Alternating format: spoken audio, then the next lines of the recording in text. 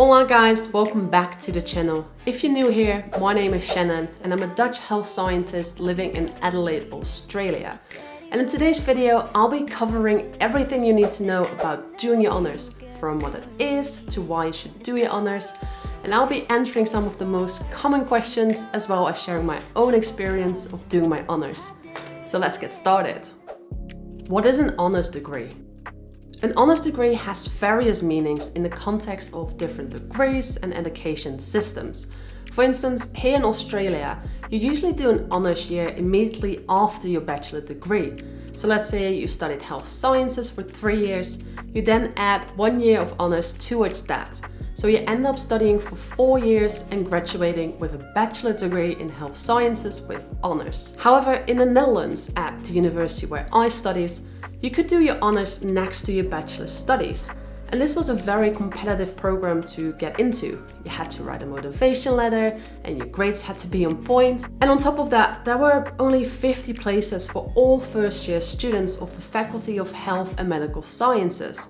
So all students from biomedical sciences, health sciences and medicine could apply, and only 50 were admitted. And if you were one of the lucky ones to get in, you did your honours next to your bachelor degree for 1.5 years, meaning besides studying full-time for your bachelor degree, you were putting in more hours towards your honours project. So although this differs from doing an honours year in Australia, the essence and what you learn of doing your honours is similar to Australia. So what you can expect from doing your honours is that you'll be encompassing some of the coursework that you did and some of the knowledge that you learned in your undergraduate degree, and then applying it to a more practical hands-on research project. And so for me, I was doing a science honours, which means I had to do more statistical analysis and epidemiology stuff, but you might be doing arts or a business honours or also a science honours, and that might be more academic based things. You might be reviewing a certain topic or you might be doing more laboratory stuff. But in order to complete your honours, you have to do both coursework, which is your general assessments, presentations, and you also have to be doing research work. So that's doing the groundwork, doing the analysis, going through your research papers, and it will be a combination of both. And generally at the end of it, you have to submit a thesis or a research paper. So doing your honours offers a great opportunity to get some more hands-on experience with research and working in the field, as well as to integrate what you've been learning into advanced research training to give you more practical experience in the year to come. My honours experience. I started honours halfway my second year of my bachelor degree in health sciences at the end of 2016. And as I mentioned before, this differs from other degrees and education systems. And for instance, I know that here in Australia, you'll be starting your honours year most likely at the beginning of the year.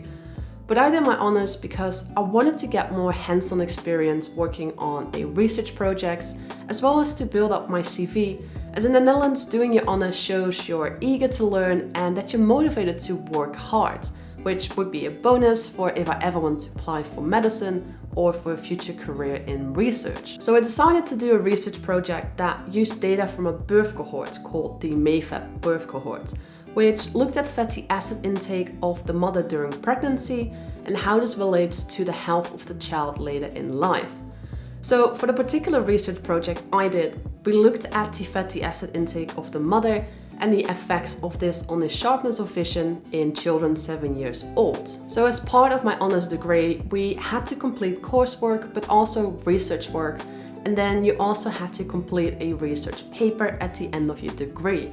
So for us, it was a simple research article, but this might vary depending on the university that you go to. For instance, I've heard others here in Australia saying that they had to hand in a 15,000 word thesis at the end of the honours year, but this could also be 5,000 or 10,000 at other universities. The majority of my time during my honours was working on the research article and doing the data analysis. And that's what I loved doing the most during my honours, because during my bachelor degree, I always really enjoyed courses in statistics and research methodology. And with the honours, I was able to get more experience in this and to get more acquainted with statistical methods such as logistical regression and software programs like SPSS. It was also really nice to be doing something different than simply going to lectures or seminars and have my nose in the books all the time. Unfortunately, we weren't able to end up with a research article that we could submit to a journal, because that was everyone's goal for doing this particular project. But I still learned a ton of doing epidemiological research and writing a research article, and it eventually got me into doing a research master in health sciences, and now working as a health scientist researcher in Adelaide, Australia. Also, if you're interested in reading a similar published paper to my honours research article, I'll cite a paper down in the description. Why you should do your honours. So first of all, it gives you a chance to experience what being an academic or researcher is like. You get to see what it takes and the events that you have to do, and that's not an everyday experience. When you go to university, you're just going to lectures, you're going to seminars, and you just sit there listening and trying to soak up all the information the professor is telling you. But during your honours, you actually get to do the work that you've been taught during these lectures and seminars, and you simply get hands-on experience of doing research. And that brings me to my second point. You don't just get to see what working as a researcher is like, but you get to learn all the new skills and gain a lot of relevant research training. So I had to learn how to use SPSS, how to do certain analyses, and how to even write a research article for a particular journal in Word. And not just that, but it's the general skills you learn, as well as about critical thinking and how to effectively look at the paper, and that's going to make you more employable, and it will set you up for a postgraduate study or to even get a job after you've completed your honours. For instance, I went on with my research master's degree in health sciences, but others might start working as a research assistant, or here in Australia you can go on doing your PhD. So there are endless possibilities and opportunities for you to further your studies or career after having done an honours degree. It simply makes you more employable by having the practical skills and by having that extra 1 year under your belt. Another reason is that it helps you to connect to other students or even people in the field. I know some people who met their best mates doing the honours degree, and also some who networked and connected to people in the field who eventually gave them their first job. You might be interested, for instance, in working in cancer epidemiology, and by doing your honours degree, you get the chance to meet the people who are highest in this field at the university you go to, which then may lead to joining the research team after you finish your honours degree. It thus gives you a perfect opportunity to take your career further and to get that first job. How can you get started?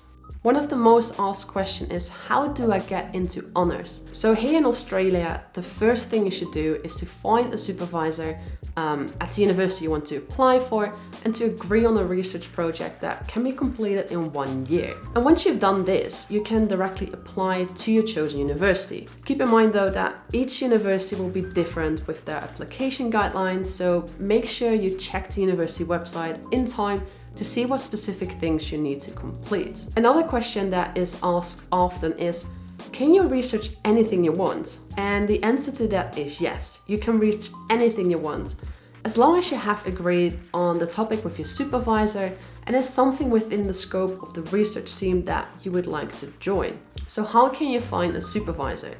Well, most university websites have a list of researchers with their interest or research fields, and some universities even have a list of currently available research projects aimed at honours students. So the first thing I would do is search on the university website that you want to go to and have a look at possible supervisors in the field you're interested in, or look at available projects that might interest you. And once you've found someone, you should send them an email to ask for more information on the project if that's what you want, or to ask to organize a meeting with them in person. And usually they reply back within a week or so and would tell you if they're looking for an honours student, and if so, what day and time would be best to meet. And now during COVID times, you might not be able to meet in person, but instead meet over Zoom. But which way it is, a meeting is the best way to see if there's a click between you and the supervisor, and to talk about the research project more in depth. Because it is important, I think, to click with the supervisor, because you'll be working directly with them for a year, and they might potentially be a future colleague of yours, so try to find someone that has the same interest and seems really interested and dedicated to their research. So possible questions you could ask during the meeting are: what will be my role in the research team? What will I be doing? Who will I work with? And is there any prerequisite knowledge I should know before starting? Would there be a potential publication coming out of the study, or will I be able to reach out when needed? How to choose a topic. I think this is one of the topics students struggle most with, because going from simply lectures and seminars where you hear about research that has been done to actually working in the field and having to come up with your own research, or having to dedicate your time for 1 year to work on a specific project, is a big transition and commitment. So the best way to tackle this is by asking yourself, what do I like and what did I enjoy studying most? And usually you would already have a general idea of the topics you enjoyed most. For instance, maybe you're interested in going into cancer research like me, or maybe you like to do research on alcohol and smoking habits. Whatever it is, most students already have a general idea about what they like, and from there you can find a supervisor that has the same interest as you.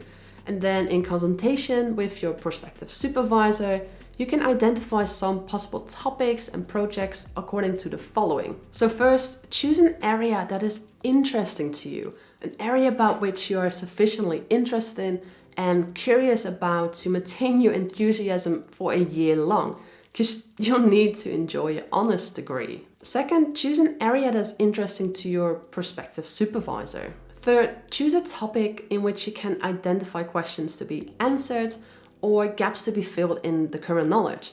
And you can do this by reading into the literature on this topic and see what other researchers are suggesting we should do future research on. And lastly, find a project that is realistic for you to complete within the time allocated for your research and dissertation, because you don't want to end up at the end of your honors stressing about being able to finish it in time and having the thesis ready before the deadline. No, you just want to feel relaxed, wrapping it up. Well, that's going to wrap it up. I hope you found the video somewhat informative, and I hope it addressed the main questions you might have about doing your honors. If you have any further questions, feel free to comment your question below or DM me on Instagram. I will answer them as soon as I can. But if you enjoyed the video, remember, hit that like button and subscribe to see more content like this. Thank you so much for watching. I hope to see you in the next one. And remember, anything is possible.